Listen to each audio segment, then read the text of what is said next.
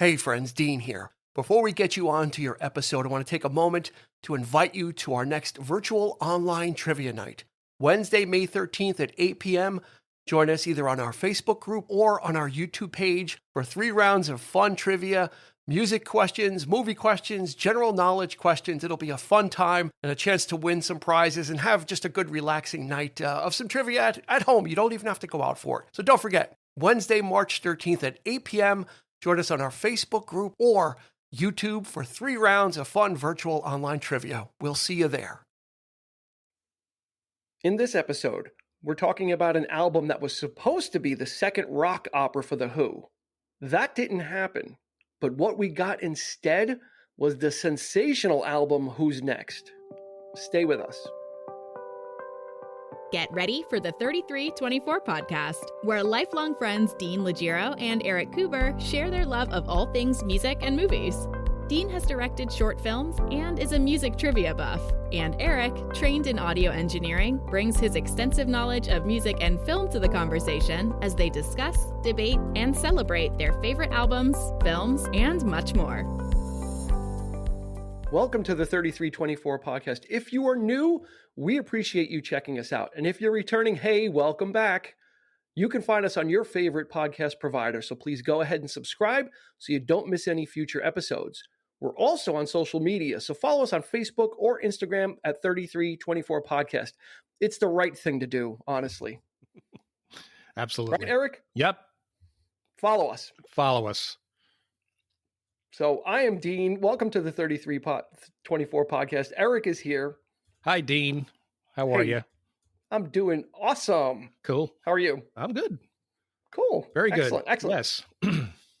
It's a beautiful day in the neighborhood. Mm-hmm. So we are talking about The Who. Yeah. The Who? Who? This could really go like an Abbott and Costello routine. Sure. Who's on first? What? Yeah, we'll keep it. You know, who's next? Who? What? Who are you? Yeah. We could really do just a comedy thing and never talk about the album, but we're gonna pack that away and get into the music side of Who? Yeah. Who? The Who? The Who. Okay. The Who? Okay. I think we've had enough of that. that sound like a couple owls. Indeed. Got old pretty quick. So we're talking about The Who, and the album is Who's Next. Mm-hmm. Released in August of 1971. Produced by The Who with Glyn Johns assisting, but produced by The Who. This was their 5th studio album.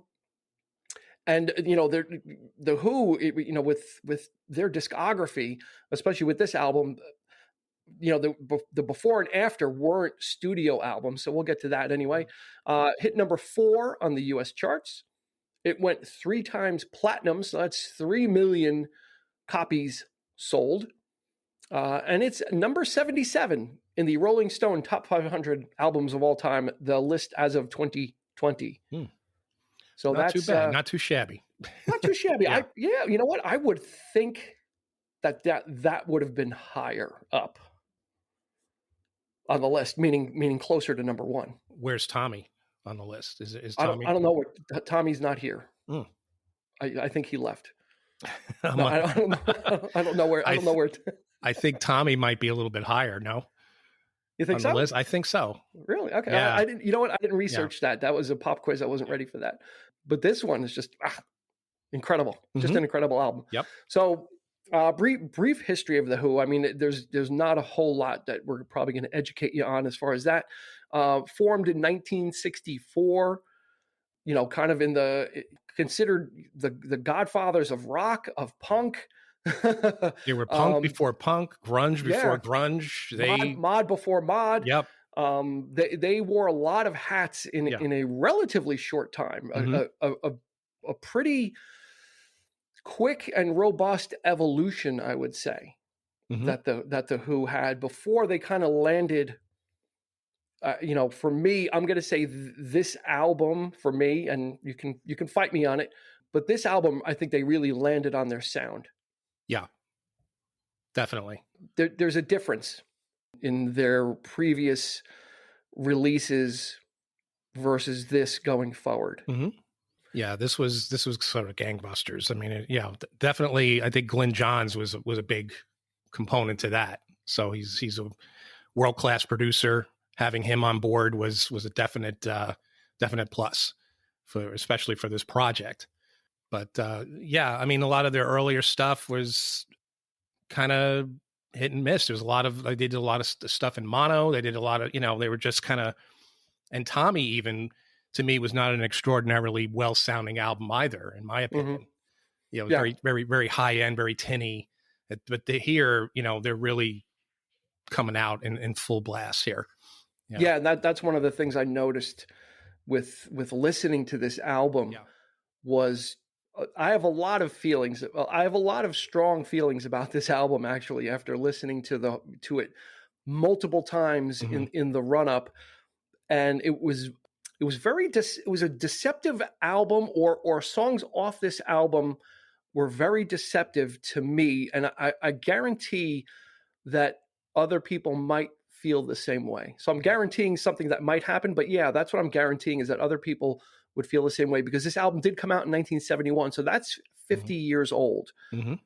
What struck me about this album is how un-1971 it sounds. I honestly did not, I always thought of Baba O'Reilly as like from 77 or 76. Yeah. Won't Get Fooled Again. That has a mid to late 70s sound to it. It does not sound like something that was going on in 71. Rock was still kind of coming out of the hippie thing. And what blew me away upon listening to this multiple times is just how out of, I mean this in a good way, is how out of its time it felt.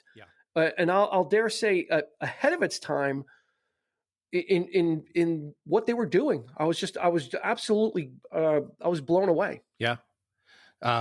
Extremely prophetic. And that's largely due to Townsend. Coming off of a little backstory here, I mean, the little history, this album is actually the result of a much, much larger project that Pete Townsend was trying to conceive right on the heels of a rock opera of Tommy. He wanted the next album to be yet another rock opera, but at a much, much larger scale. I mean, this thing was ridiculous in scope and scale. He was talking about things that would come up. I mean, he's talking about such things like in the story, it's like a sort of in the near future, the environment is gone. It's a sort of a post-apocalyptic world. And that sounds. Can I tell you what I think this sound? I read it. Yeah. I read all about this. Yeah. Do you know what this? And I'm going to encourage. What I'll do is in the show notes, we're going to drop a link to the Wikipedia article about this, because it really is fascinating. When I read it, I was like, this is actually the Matrix. Yeah. Before the Matrix, like he literally in this Lifehouse project and rock opera, I'm reading it and I'm like, this is what he conceived was actually the Matrix a good 30 something years. This is 1970. All this was being written. So so 40, you're talking 30 years before it was pretty much, that was the rough concept. He conceived of a character named Bobby, wearing, everyone in the world is pretty much wearing these sort of like environmental type suits to survive, and living in a sort of like dream state. Of course, it's political. It's sort of a fascist thing. They're being controlled, mind controlled. Music is outlawed. That sounds very familiar, don't it? I mean, we have Kilroy was here. Rush 2112, same premise. And the thing of it is that this character is sort of a rebel, and he wants to broadcast rock music into these suits so that the people can free themselves. So the Who, Pete Townsend decided, okay, we're going to do this. He wrote it like a script. It was like a movie. He conceived it as a film. They actually rented a theater in London called the Young Vic. And what it was that he was going to have the Who play live these brand new songs that were being written at the time. in front of an audience and filmed that as part of the film, Yeah. the audience had no idea what they were in for. Yep. So of course it obviously, backfired because they didn't want to hear new material. They wanted to hear the Who play their hits up to that point. Yeah. So the whole thing just kind of blew up, and it just didn't work out. It was a but God, the It imagination was a gigantic undertaking. Yeah, yeah, I mean, absolutely. It was the concerts. They wanted to track the people also, and kind of get, he was talking about vibrations that they would create, and the idea was different, that, and right. A massive undertaking. I mean, this would have been bigger. This would have gone beyond just a double album set of a story. It was going to This be was a live interactive experience, and I'm definitely gonna drop a link in the show notes on the 3324. I mean, he was talking website. about technology in this story about something called the grid. This is like 1970, folks, where the internet is years away, decades away. Yeah. And something called the grid sleep, which is like virtual reality now. So sounds like the Matrix. Sounds like the Matrix, right? They're sleeping, they're living, they're doing other things. He was I would consider him somewhat of a savant in that sense, a very intuitive genius in that sense. He was always looking over the fence. Anything the Who ever did, he was looking to do more. Wasn't just content to be in a simple rock and roll band, much to the chagrin of the rest of the band, because they just wanted to play. And I think Daltrey, they were all kind of like not on board with this project, obviously, and neither was their manager. They had a lot of conflicts and whatnot, Kit Lambert. So it didn't work out. And Pete Townsend always lamented that this was the one that got away. Yeah. Because even now, he still talks about Lifehouse. In years to come, he would, in subsequent albums being released, he would write more songs that would be part of it. Slip Kid from Who by Numbers, Who Are You, Sister Disco. They all were conceived as part of the Lifehouse project, sort of tacking on more and more songs and ideas. So it never really went away. Yeah, and it just never came to fruition. Yeah, and he had some like basically a nervous breakdown over it too, of trying to conceive something of that scope and magnitude. And I don't think the Who were actively against it, because they went along. I mean, they were going along with what it was and what he was doing. So, but still, that massive. I guess he was having maybe difficulty really conceptualizing what this was going to be, because the ideas there's just so many ideas he had within the scope of a rock band. It went way beyond that, and his thinking was so far ahead of what the capabilities were almost at the time of what he like what he wanted to do was conceptualized, but it wasn't really executable, I think, at the level that he wanted. No. So it kind of became, it's like, I can't, you can't do it. And certainly not. It was logistically not a nightmare. It was the technology wasn't quite there to actually do everything that he wanted to do. Yeah. Daltrey was perplexed. I think he went on to say that he didn't understand it all, but the one thing that he did get out of it was the idea of the audience trying to, life in itself, what is the value of life and the meaning of life. And especially in this futuristic world, one note will save humanity at some point. Music will come and people will embrace it in their consciousness, and they'll be free through music. So that was the thing that they kind of jumped on board with. That was the one idea that they all agreed, that this is great, that kind of thing. So the result was there was a whole series of songs that were written. There was about recorded. They basically recorded the whole thing. Yes. Like the musical portion of it was done as a release. Mm-hmm. So that was kind of in the can and arranged. And again, you can go look at it in the link I'm going to drop. It gives you the original track listings, and it lists where these other songs, like a lot of them ended up on Odds and Sods, which was a compilation. Yeah. Some would end up on other compilations. B-sides, so singles, and So they kind of very much like Brian Wilson and the Beach Boys with Smile. With Smile, yep. Where Smile was going to be the Brian Wilson's masterpiece, his masterstroke, his response to Sgt. Pepper. Mm-hmm. And it was so ambitious, and he wasn't getting the support. The same thing. He kind of kind of had a bit of a breakdown. The album that came out as a result of it doesn't compare to this. Who's like Smiley Smile that came out after Smile used bits and pieces of Smile, but not. It does not even compare. I would not even put Smiley Smile. I would not even put it near Who's Next, because what they did with Who's Next was, with the exception of one song, and I'm going to take issue with that song later. I know what it is too. No. One song that was left off the album. That they really probably, and it might be a good thing that they did it this way, because what you got was an album that was just absolutely amazing. I mean, they literally picked the best of it. So, and when you listen to the songs, you can kind of hear that there's the songs are kind of stories. Yeah. No, and once you know once you know the story of Lifehouse, you can kind of pick some of it out, or you can kind of get that there was a even though that they're mixed up and they don't follow the order that Lifehouse would have. Right. You get the feeling that once you know the story of Lifehouse, that it actually gives it a little deeper. For me, when I was doing the research, and then Eric sent me like his recreated version of Lifehouse from the track listing. Yeah, I made a Spotify playlist. I took the liberty of sort of quote unquote reconstructing the album from the tracks from, as the Who recorded them. Pete Townsend would later record them by himself as demos, and he actually put out a box set in like 2000 called the Lifehouse Chronicles, which I use that as the basis of the track listing in order of what the songs would be, in that order. Yeah, I mean, you say that they picked the best songs off. I except for one. There are songs that I myself feel like these aren't throwaway songs, guys. Oh, none of them are.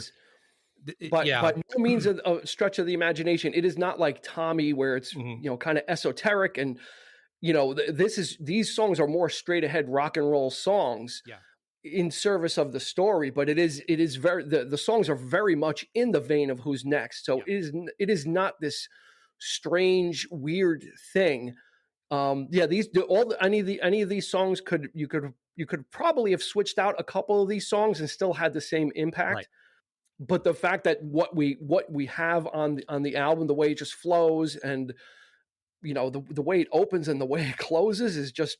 Yeah, I don't know that you're going to find a better open and close to an album. Honestly. Yeah. Honestly. Yep. Honestly. Mm-hmm. It's just, it's just, again, we always talk about those weird things that happen in music that change the course of music history. And this was one of them that, Townsend couldn't launch this thing. Well, couldn't get it right. I absolutely love this kind of thing. The albums that never were, the movies that never were, right? I mean, I'm so fascinated by that, what could have been, I'm so into that. So this was very early on for me as a Who fan. I've been wearing these songs in sort of my back pocket for years, like, trying to get people who love Who's Next. I said, check these songs out. These were part of it. These were, trying to explain it. And they were like, whatever. But it was just kind of like, trying to get those songs heard was because I absolutely loved some of the track. I mean, there's another album's worth of songs that were that I'm really excited, just as excited about that I am Who's Next. So yeah. So, but yeah, it's just amazing. And you know what? I'll tip my hand. I'll tip my hand right now. Join Together. Mm-hmm. The song Join Together by The Who ended up being released as a single and not as any type of really album. Yeah. Was a part of Lifehouse. Yeah. If they had put Join Together on this album, oh my God, this would have been not that it's not a knockout already, mm-hmm. but if you slide out, my wife. I knew it. I knew you. You knew I was going to get to. If you take out My Wife and you put in Join Together, oh holy crap! Do you have something that, again, even with My Wife? Well, it's much more cohesive because My Wife was obviously not part of Lifehouse. Yeah, so that's which we'll get to. Yeah, well, I neglected to mention in my notes that Pete Townsend wrote every song on this album except for My Wife, which was written by John Entwistle. That's kind of the outlier in this. Mm-hmm. And we may as well talk about My Wife now, since we're talking about it. You can actually hear the difference. It does not sound to me like it was from the same sessions. No. The vocals are almost seem like they're a little buried in the mix. It just doesn't. There's nothing wrong with the song, but when you're listening to the way that the song opens, and I mean the way the album opens, and then Baba O'Riley, Bargain, Love Ain't for Keeping, then you get My Wife, and and then this song is over after it. It kind of sticks out like a sore thumb. It does, yeah. Only because of the way it was recorded. Mm-hmm. It just sounds so different. Well, I think lyrically too, it's kind of like, it's just an odd little, like they just put it in there just to appease John Entwistle. I think, I don't know. I like the horns on it though. Well, that's he plays the horns. That's him. Yeah. I'm not totally down on My Wife. No, and they used to do that a lot live too. So it was a live staple, and it's a decent song. It's just, when it's, but like you say, would join together. Oh, that would have been, but my favorite is Pure and Easy from those songs. We'll call them the outtakes. The outtakes. I absolutely that. And Pete Townsend even said, he goes, I regret not putting that on Who's Next. That's the one song that should have been on there. Because we'll get to that in a bit. As we go through the tracks. This also is one of the most iconic album covers too of the 70s. This was inspired by 2001: A Space Odyssey. So this is the famous one of this kind of piling or their version of the monolith from 2001, with the members walking away from it, and there's they urinated on it. And the story goes that Pete Townsend actually donated. He actually urinated on it. Everybody else, they poured water to simulate, but he actually said, he was just, really just. He's the meth. He's committed. He's method, man. He's totally method. he was committed to this, even if it wasn't going to be Lifehouse, he was committed to that. So it's one of those classic album covers too of all time, right? Of Who's Next, and it just kind of.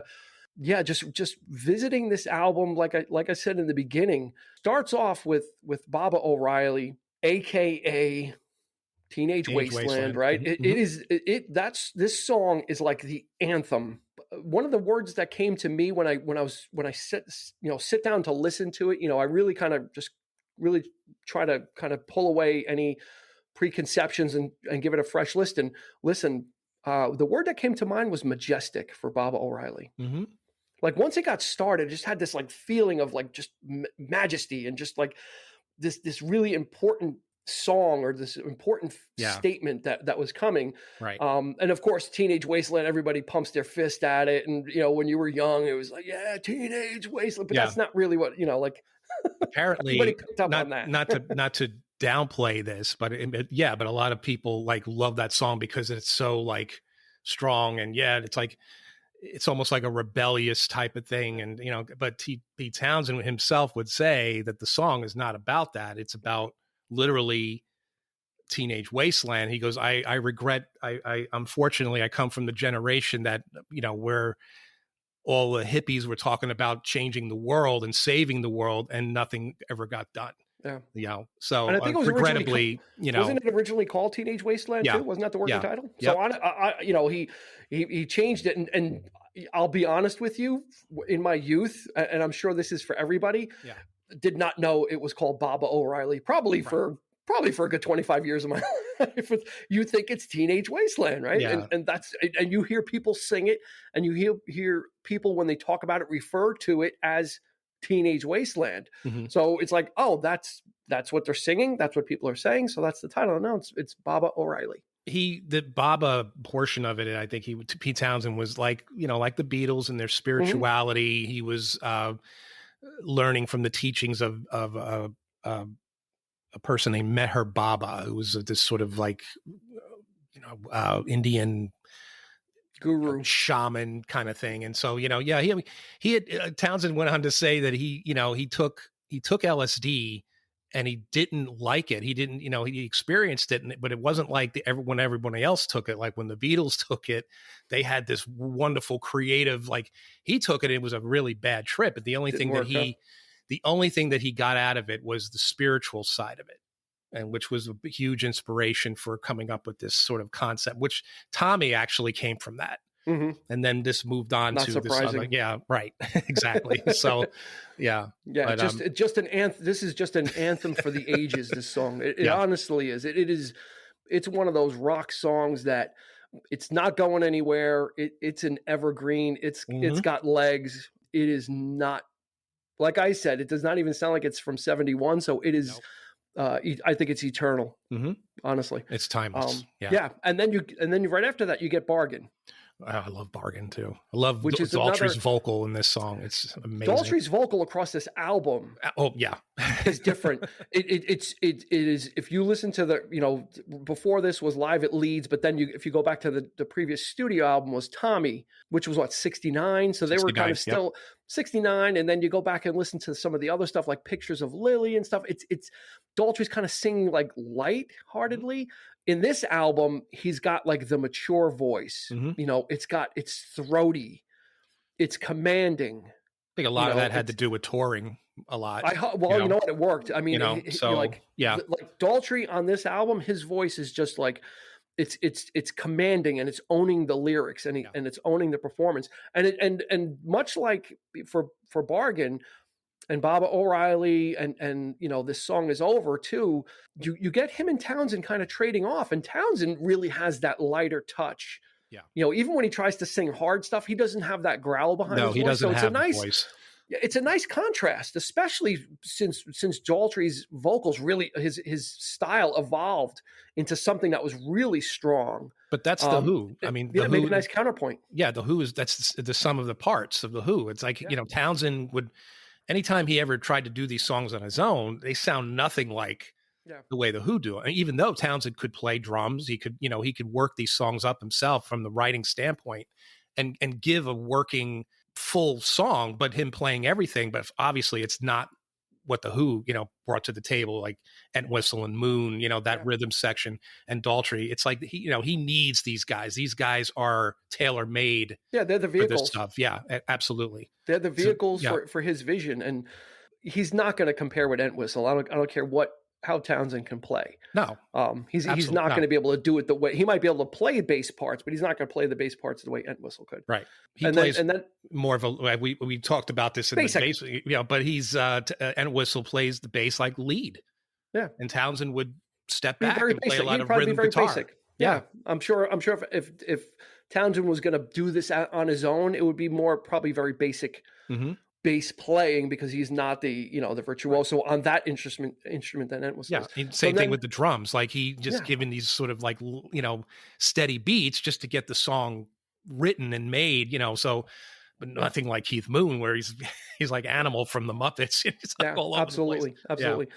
So next you got Love Ain't for Keeping, which is just a little quick. It's like a little quick ditty. It's nice. It kind of keeps the music rolling, because it's such a short one. It kind of gets you in and get out, right, which then sets you up for My Wife. Which again, we're making fun of it. It's not a horrible song. It's not a bad song. It's just it's easy to pick on it. If you're looking at the pedigree of the other songs and the quality, it does stick out. We are being a little facetious, but it does nothing wrong with it. And Whistle wrote it about his wife, and he kind of blew up the circumstances, made him a little more dramatic, just because for the sake of the song. Yeah. But it's got that nice horn to it too. I like that, which kind of draws you in. That's really what makes it accessible. The song itself, there's not a lot to it, because of the way it's produced. But when those horns kick in, it's like, oh, okay. It's like kind of like a little. It gets a little funkier. No. Yeah, he has another song that was actually released before the Lifehouse project, which was the EP, because they didn't have any new material, so they quickly recorded a batch of songs to kind of fill, and that included Naked Eye and Water, and there was a song called Postcard, which is very, very similar to My Wife. It has the horns, it has a sort of funky bass to it. And I actually like that song better than My Wife, because it moves. It has a groove, He's getting a little funky there. But yeah, it does stand out, and it's just an odd little thing. He's always writing those odd songs anyway, Entwistle. He's not, the most proficient songwriter. Boris the Spider. I'm going to keep going back to Boris the Spider. And he sang that too. Yeah. So you know what it is, though? It kind of cleanses the palate for This Song Is Over, which is just another big song. It's one of those songs that they would definitely play this on rock radio, like classic rock radio. I definitely heard this. I just didn't realize that this was that song. It's called "The Song Is Over," which is just really. It's got that contrast again. This time you've got Townsend singing the verses, and then you have Daltrey coming in on the chorus, just really blowing it out. Yeah, Townsend starts off light with Townsend on the piano, and he's like this light, and then this Daltrey coming in with these strong vocals, and then at the end of the song, they sort of a little reprise of Pure and Easy, which is not on the album, unfortunately, and that's the reason why Townsend wanted it on the album. If it's been one of those things where they recall, lyrically, and so it's a shame that we don't get to hear that in the same batch, but it's a gorgeous song. It's probably one of my favorites off the album. Yep. So yeah. And then when you get to side 2, you get Getting in Tune. Actually, you know what? I prefer My Wife actually to Getting in Tune. Really? I would say Getting in Tune is probably not my favorite, only because for me it gets a little repetitive towards the end, and it's kind of like, okay, like if they had said what they needed to say, I would have replaced I would have replaced Getting in Tune with Pure and Easy. I would have replaced Getting in Tune with Join Together. Well, I think, like I said, I mean, all of these songs should be on the record, right? I mean, come on. And then you would have had a side. If Join Together was the first song on side 2, you would have had a second side of an album that no one would have been able to touch. Mm-hmm. No one would have been able to touch it. Absolutely, because the next song is Going Mobile, which is a Townsend solo vocal. Mm-hmm. Which is great. This is another song that's been all over classic rock radio, Going Mobile. Because they would just go deep on the Who classic rock stations, just totally go to town on what other stuff can they play. And Going Mobile was definitely one that I was familiar with. I love this one. I can almost picture Pete Townsend like sort of jumping around on stage with this one, like, right. He's just, keep me moving. And he's like, bam, bam, and he's like bopping up and down, and it has that weird synth thing going on. Like we didn't talk about the synthesizer on Bob O'Reilly, but on a few of the songs on the album, he's playing synthesizer, which at that point in time, not a lot of people were using. So again, doing things that were not prominently being used yet. I mean, you had some of those progressive bands like Yes, but that even then it was like more organ and straight up piano than it was actual synthesizer. So he was, he was actually using this electronic sound, like it was like a weird, wacky kind of thing, and that's what made the song sort of futuristic in a way, like so you get that kind of feel. But with Going Mobile, he gets a little wacky with it, so I could just see him kind of bopping up and down, like jumping around on stage with that one. So it's fun. It's a bouncy song. It's just like a bouncy kind of fun. Yeah. Kind of interlude, right? It's right. There's a lot of like big songs on this album and big vocals. Yeah. And this one's just kind of there, It's even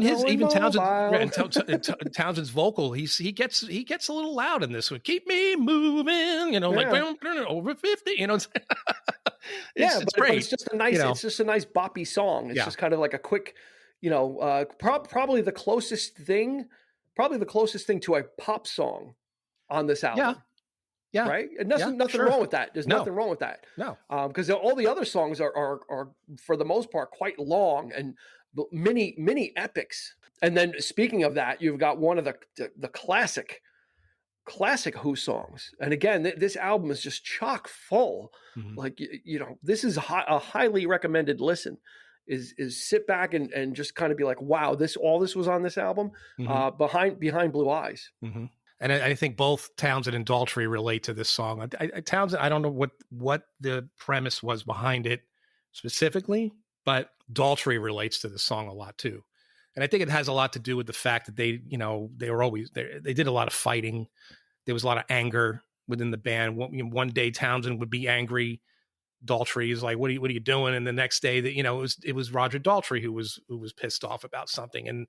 And there was always that sort of infighting going on, and even to like physical, like they would get into fist fights and stuff and get bloody, and it was just crazy. So it speaks to a lot of anger, I think, and of course you integrate that into the story. I guess it fits in a in a way of rebellion and just sort of, I like that you know, that second part with Daltrey. You know, when my my fist fist clenches, crack it open. Yep. You know, if you know, it's just like, you know, before I use it and lose my cool, you know, when I smile, I just really tell me like some bad news. those sets of lines. Yeah. If I swallow something, you know, put your finger down my throat. Yeah, it's great.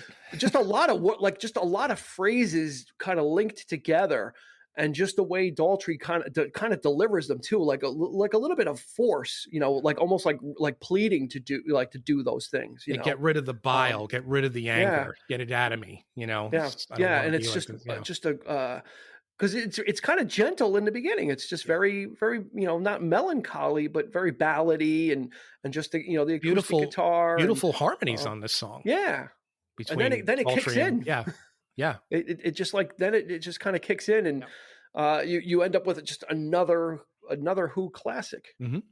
It's just, you know, it is. It's like, how do we, you know, this is like wiffle ball. This album. Yeah, it's so easy to talk about. Right. It's like, it's just like, go listen to this thing and you'll be like, all right. Even if you're not a Who fan, I'm a casual Who fan.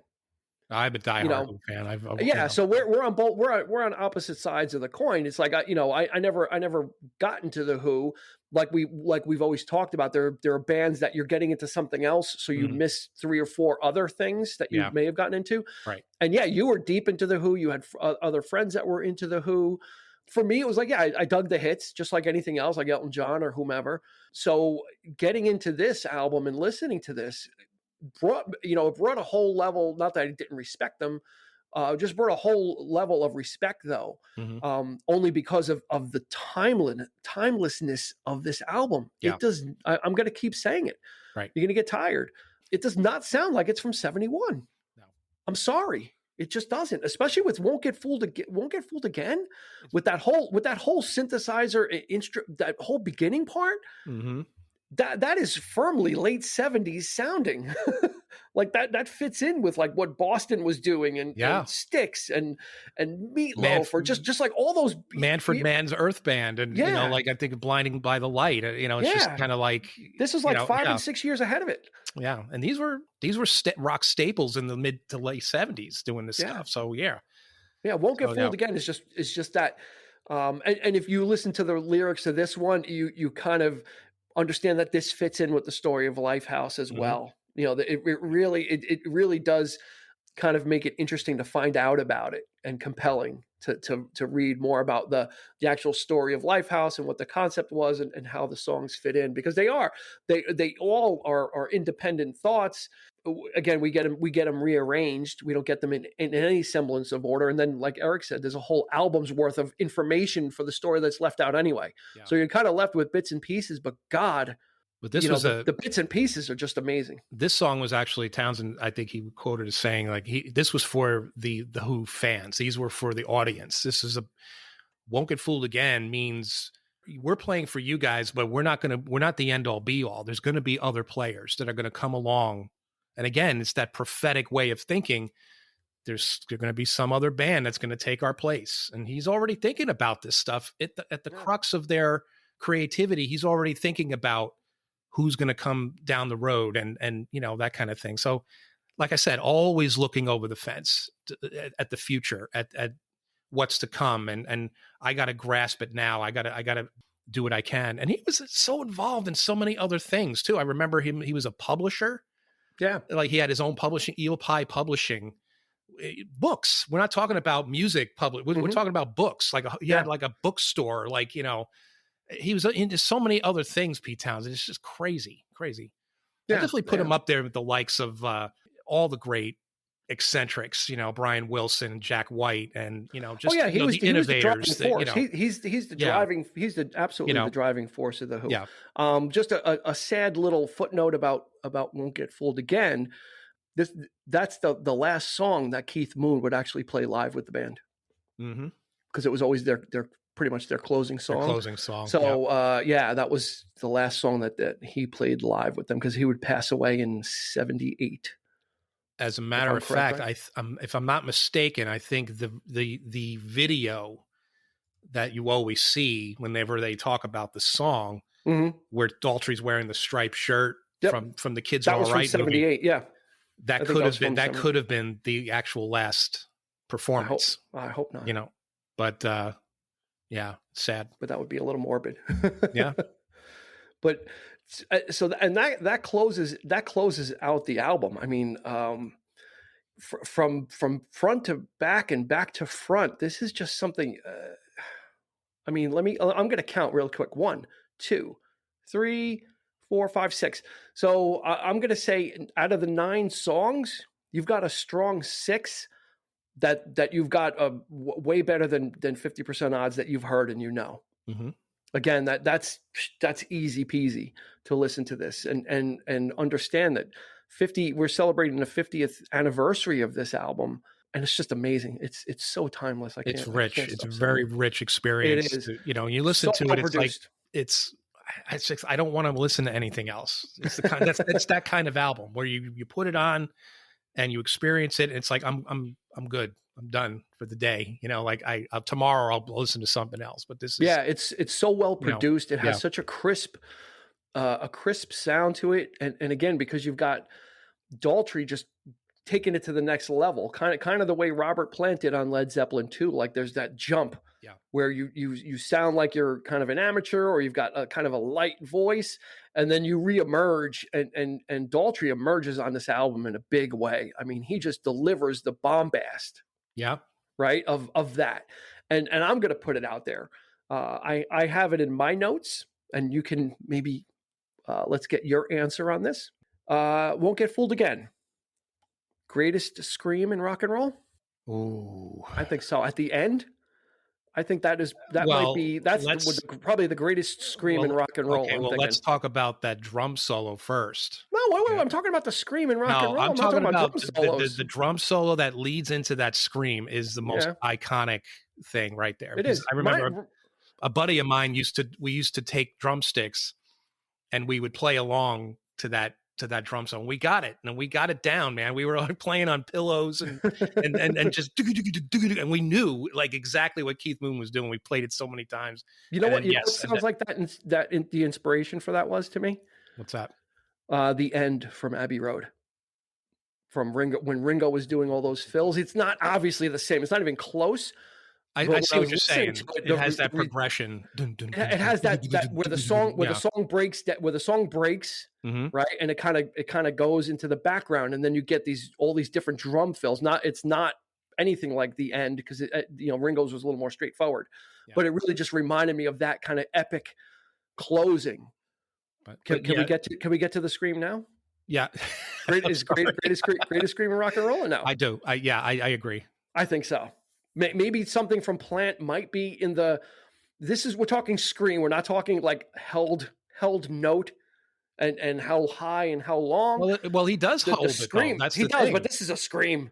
And this is just like, he just lets it out and he lets it rip. And I don't think, I was really trying to think hard on it. And I don't know that there was another one. No, I don't know that there's another one. Again, maybe something that Plant did, maybe. I don't know. Plant. No, I don't think Plant never. I mean, he screamed but singing lyrics. I mean, this was a full-on, just sort of like maybe immigrant song, letting loose and just sort of, but not, but this throaty. It's iconic. Yeah, this is a growl, a scream, a howl. It's a lot of things in one. And the great thing about it is you get it at the end of the album, and like you said, you're kind of satisfied after that. Mm-hmm. Like they just with Won't Get Fooled Again, they just lay it all out at the end. Like this is how you close an album. Yeah. Like when you're kind of wanting more, and you're kind of like, oh, like, wow, what else? This does not go out with a whimper. It goes out not only with a bang, it goes out with a cannon shot. Yeah. Honestly, right? I mean, you're right. And that would not be the last song on the sequential order of Lifehouse. Song Is Over was actually closes the album, which would be a little bit more melancholy. If it was more of a, like telling the story, if you were following, an actual story and a concept, it would be a good fit. But here, no, that's not what you're dealing with. So, yeah, you're right. It's just the perfect ending. Yeah, I mean, especially You know, when you open with Baba O'Reilly, so you open with something that really kind of sets the expectations. grabs You're you really right in, yeah, grabs you right in. Yep. you're setting your expectations pretty high Mm-hmm.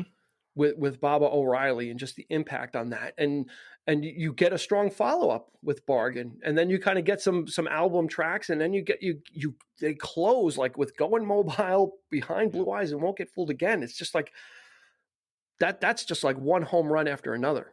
Yeah, but Uh, God, I just love some of those other tracks though. Pure and Easy, Join Together, The Relay. So another one I love is a little. these are Lifehouse tracks. These are Lifehouse tracks. Another one that was one of my favorites is I Don't Even Know Myself. Has this sort of weird kind of. It's a rock song, and then it cuts into this weird like.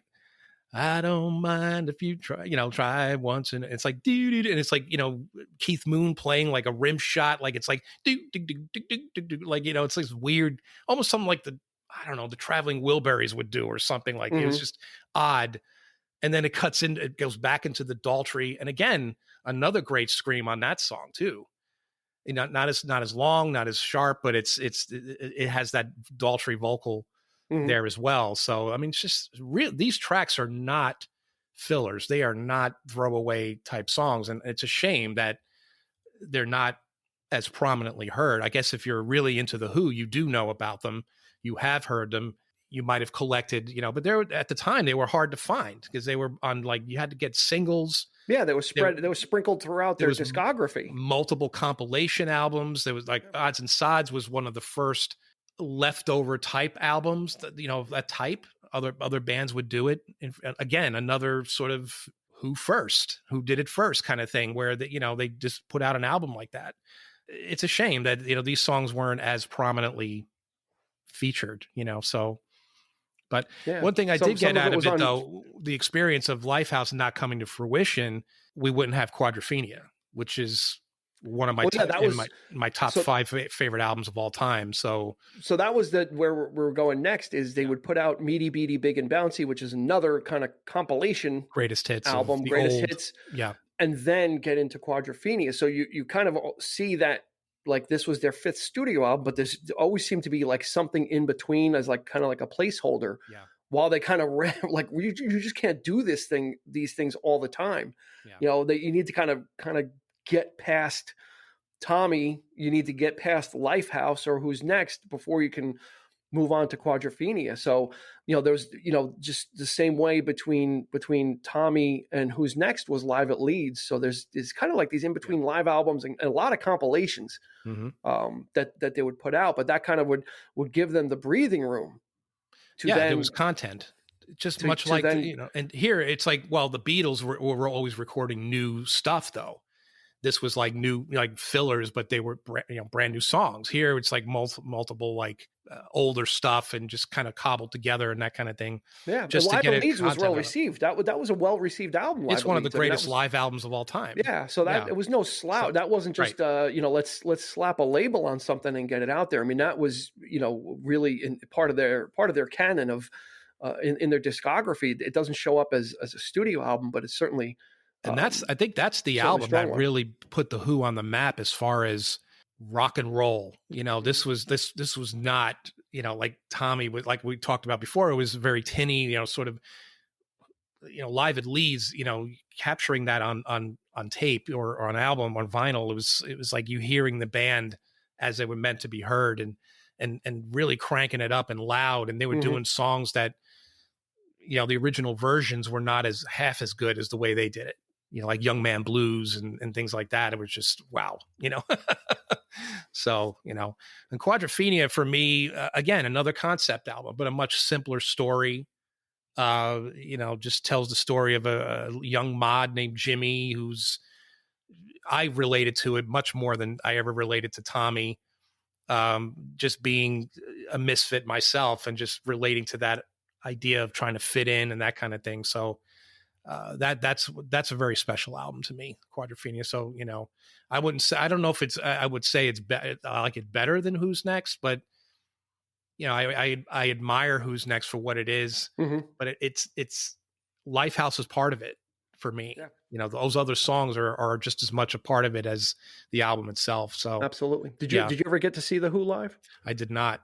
Ooh. They were the one that got away, I got one up on you then. Yeah. So I did see them in '89, which was the 25th anniversary of them forming. It was their 25th anniversary tour. Yeah.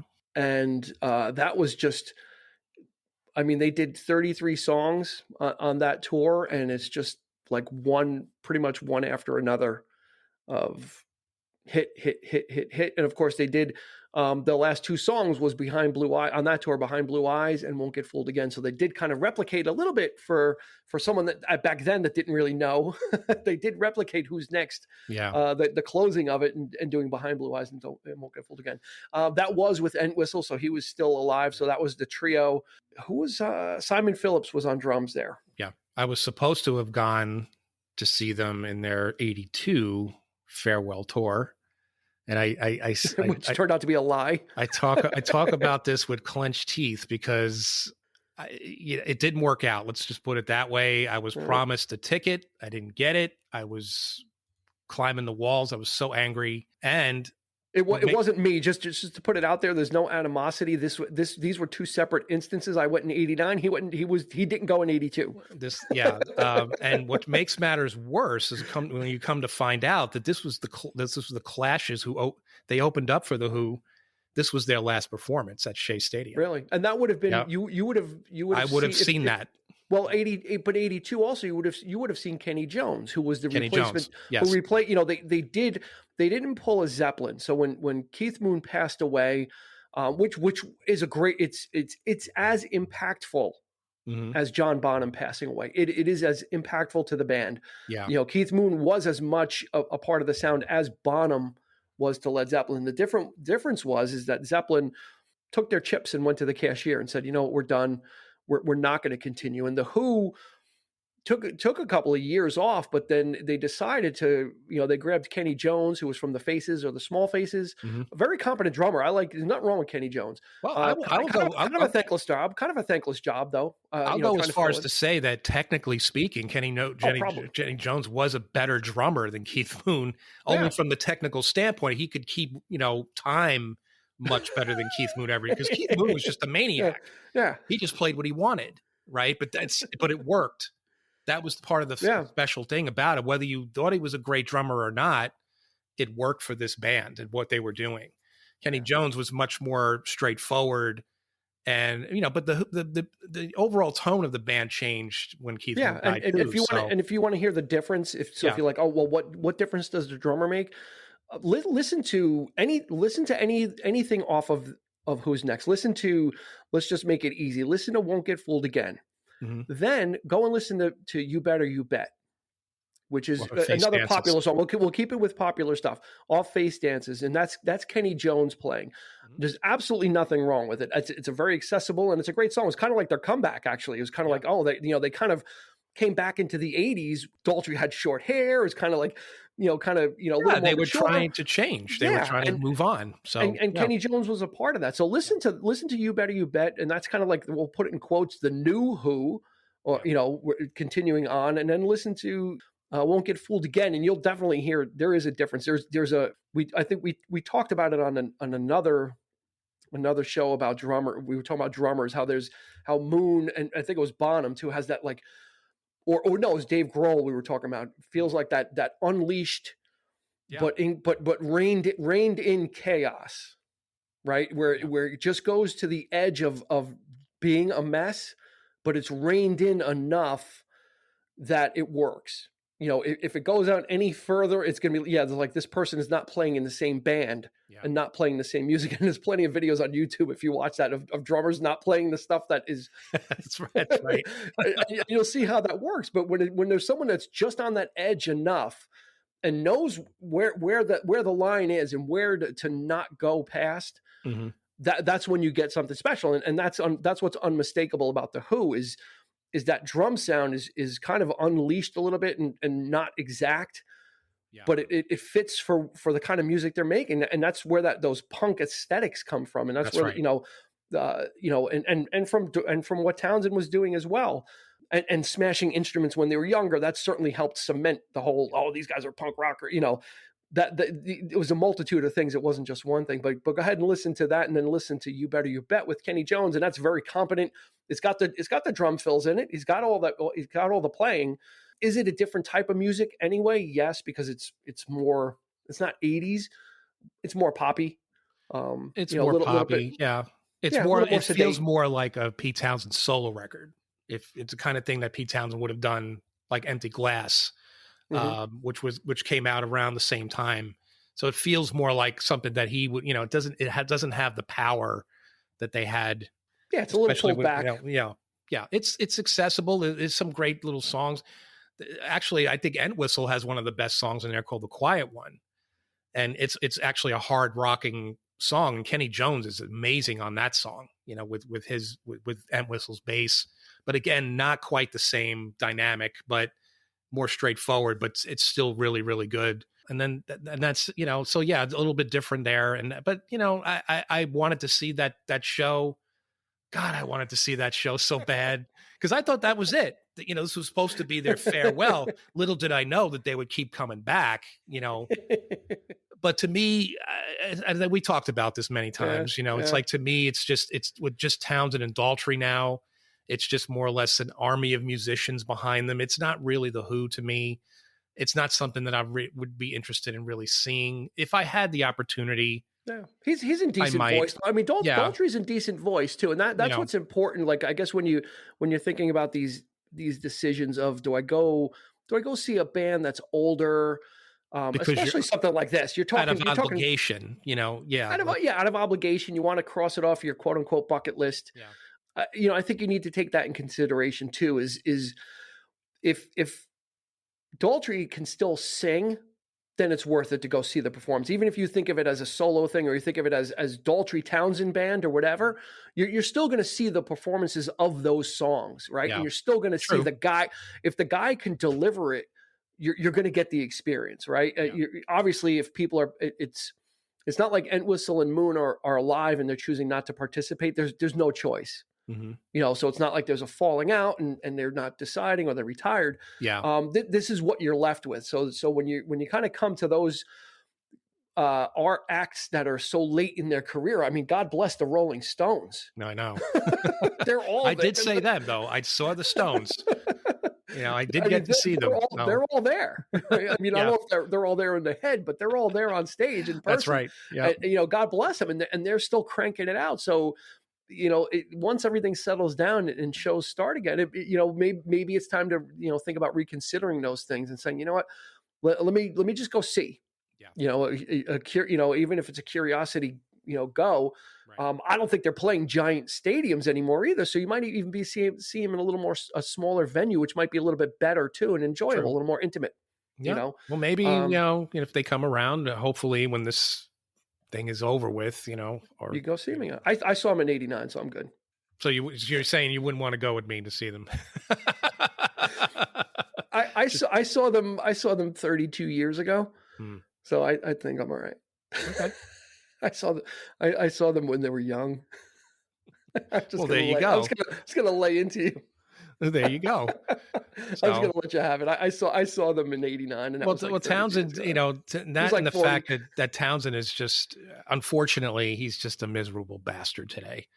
Yeah. He's very, it's a shame.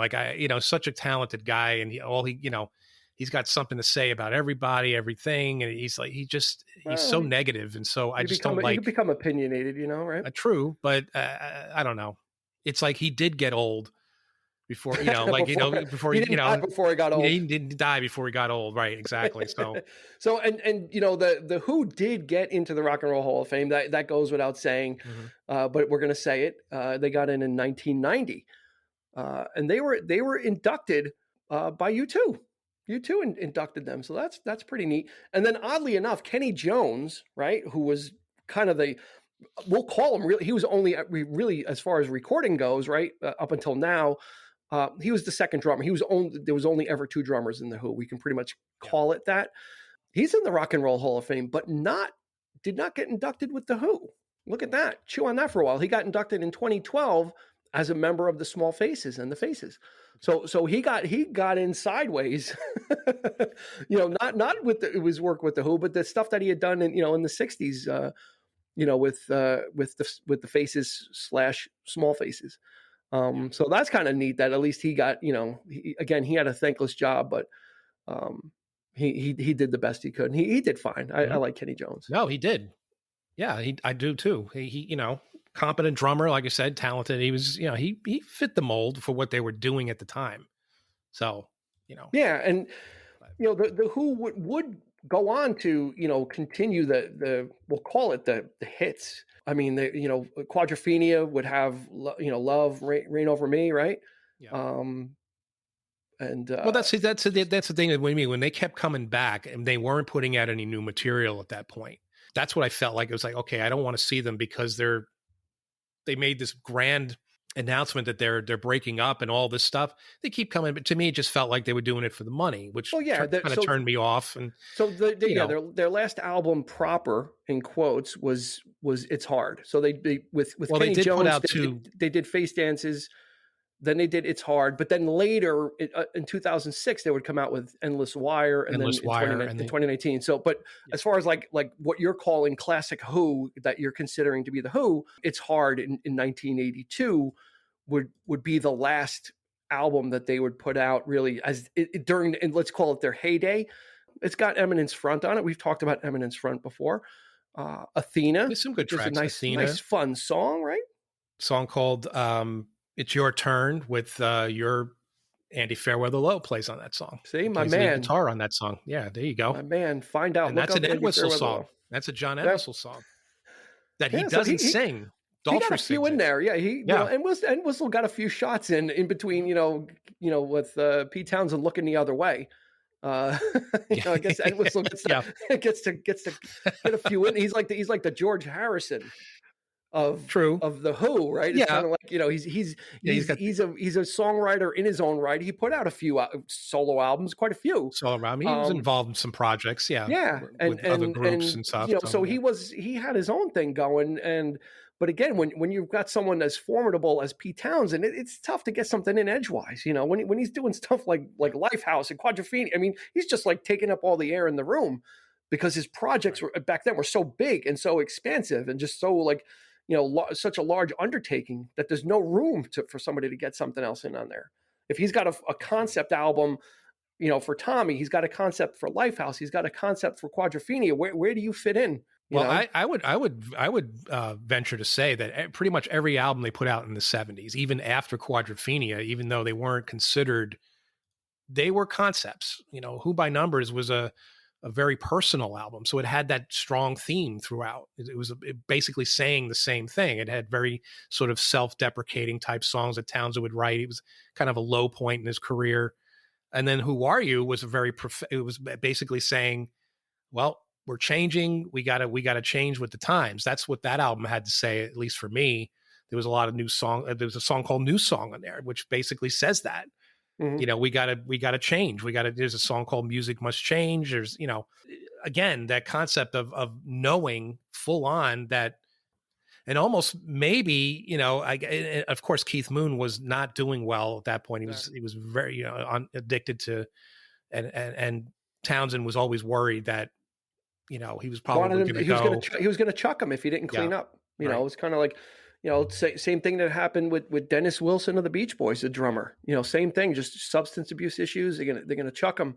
And they did fire him a couple times, but the song "Who Are You" was actually the last song that Keith Moon played in the studio, and that really took a toll on him because at that point his drumming, he just wasn't as it was a struggle to even keep a beat, much less do what he normally does. So that it's sad, but I think Townsend knew it. I think again, there's that intuitiveness to him that he knew this is it. We're changing here. And that was the decision. Do we carry on or do we do the Zeppelin thing and not carry on? Mm-hmm. But they decided to go forward. So it took a few years off and, kind of made some decisions and went forward. Yeah. They had two decent albums and then they just became, which does happen though. You stop recording. Doesn't mean you're not prolific. You take the show out on the road. if you don't have anything to say, we talked about that in the Billy Joel episode, where actually I saw an interview with him after we did the show, and they asked him, Billy Joel, like, why don't you record anymore? Like you had so many great albums, and he said, I had nothing left to say. Like that was a simple, like I was expecting something deep, and he's like, I have nothing left to say. Yeah. So I mean, how do you fit into what how do you fit into the soundscape of the time? I mean, well, regardless, he just didn't feel like there was nothing, like I said everything I made all the statements I want to. So then what do? You tour, right? So that's probably, that's usually, I guess, what I'm sure most bands probably feel that way. Then, the Who were like, yeah, we don't really, we've done it all. What else are we going to do? We're going to do something that is going to be okay, or just just meh. Yeah. It's like, we'll just tour, and we'll keep delivering, keep making a living. Fleetwood Mac is doing that, and just all those older bands, Journey. I mean, they may put out an album, but it comes and goes. Yeah. People are going to see them, justifiably so, for the old stuff and the stuff that everybody puts the lighters on for, or nowadays they put the flashlight on their cell phone instead of lighting a lighter, because there's no smoking allowed in anywhere. That's right. So now the cell phone with the flashlight on has replaced that. I don't know. It makes you feel. It's not even nostalgia. It's more because the music was so timeless. I mean, even today, I could still put this stuff on and just be swept away with it. Yeah. As much as I did back then. So, there are bands that still have that effect on me, Yeah. And this was a kind of a relatively recent one for me. So, and I'm glad that I sat and listened to it, because I was really able to appreciate and really understand the power of this album. And again, how you talk about won't get fooled again. It fooled me, because I totally had this out of time. Like I had this album in my mind, or I had these songs in my mind way ahead. Yeah. So that really just made this even more impressive for me. So as far as when we talk about how does this album aged or whatever, it really hasn't, because it does not sound like, it doesn't sound like 71 from the beginning. So it's certainly not going to, it's got a classic feel to it. I actually, when I was cobbling together the tracks, and I actually teared up, because a lot of these songs, unfortunately, they're very relevant, especially today, what's going on today. And, just the idea that we can't see live shows right now. And, so we're actually going through what the story is, right? So we're waiting to get back, into these concert halls again. So it's very timely. Exactly. So very, very prophetic, very, The fun thing to do with this album, which we'll recommend as we're wrapping up, is, like I said, I'm going to put a link in the show notes to the Wikipedia article about Lifehouse, so you can really read about it, about the project. And I think it gives even just the songs that are on Who's Next. Even if you say, I'm not, I don't want to listen to any of the other stuff, that's fine. It's still going to give you some depth and some background into this album. And I think it makes it that much more enjoyable, just when you hear what this selection of songs was going to be a part of. And the fact that it wasn't, and they were able to pull these songs out and just launch them into an album that is just terrific and so incredible. So this is, I'm calling this a can't miss. My playlist is on Spotify. If you're on Spotify, you want to look it up, I'll make it public. No, well, if you're okay, I can drop the link in the show notes, and that'll link to Eric's reconstructed Lifehouse project, and he pulled together the stuff from Odds and Sods and the A's and B's, and kind of reconstructed that order. So we're going to give you some supplemental info about Lifehouse. So to wrap this up, this album is an absolute can't miss. It's a must have. If you're not a collector, then it's a must listen or a must save on Spotify or whatever. Save this album, because you're going to want to kind of listen to it and maybe listen to it a few times in a row. It's completely timeless. I think we made the case. This one was, like I said, there's no hung jury on this one. The defense and the prosecution, they all fined for the Who, for Who's Next, and this is just a classic among classics. Absolutely. And let us know, too, about The Greatest Scream. Listen to Won't Get Fooled Again. hit us up on Sure. Facebook or Instagram. We're very active on social media. Let us know if you think this is the greatest scream in rock and roll. And if not, educate me and let me know what I need to listen to find the greatest scream in rock and roll. But for now, we're going to pin this one as number one until we come to otherwise. So that's going to do it for us. Okay. That'll do it for the 3324 podcast. We appreciate your support. You can find us on social media, 3324 podcast at Facebook and Instagram. For Eric, I'm Dean. And we will catch you on the flip side. You've been listening to the 3324 podcast with Dean Legiro and Eric Kuber. You can find us on your favorite podcast provider, so please like, subscribe, and rate to become a part of the 3324 family. Your feedback is important, so make sure to follow us on Instagram and Facebook at 3324 podcast and on Twitter at 3324p to join the conversation.